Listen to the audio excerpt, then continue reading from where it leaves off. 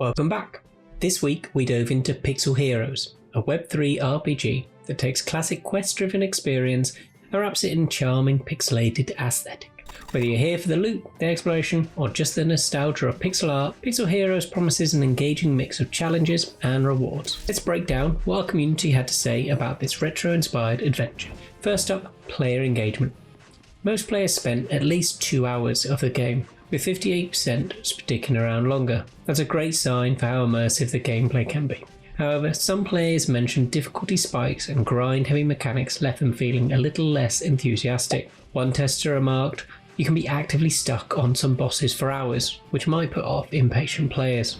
Would players recommend Pixel Heroes to their friends? A solid 76% gave it a thumbs up, pointing to its quest system and addictive gameplay as standout features. On the flip side, the remaining 24% cited grind-heavy element and polarizing graphics as the reason to hold back their recommendation. It's one of those love it or leave it situations, depending on your patience for retro difficulty levels.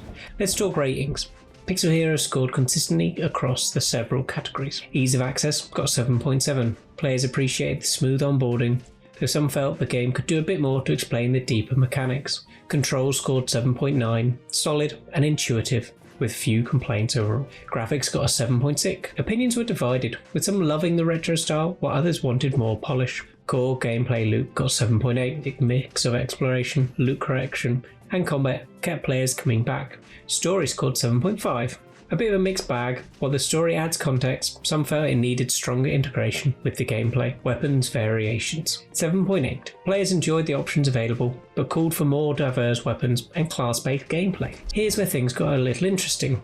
Community highlights. A lot of you found the gameplay loops super addictive, with one player even exclaiming, "GG Pixel Heroes Adventures." But difficulty spikes and grinding came up a lot too. As one player put it, you could spend hours stuck on a certain boss, and that's not for everyone. The quests were a big hit. Many players described them as quite interesting. The pixel art, well, it was divisive. Some of you loved the nostalgic aesthetic, while others felt the graphics could use a bit more polish to truly shine. And finally, weapon diversity. While the current options are fun, there were calls for more distinct mechanics and class-based gameplay to keep things feeling fresh. So what's the final verdict for Pixel Heroes? It's fun, engaging RPG that brings a nostalgic charm to Web3 gaming.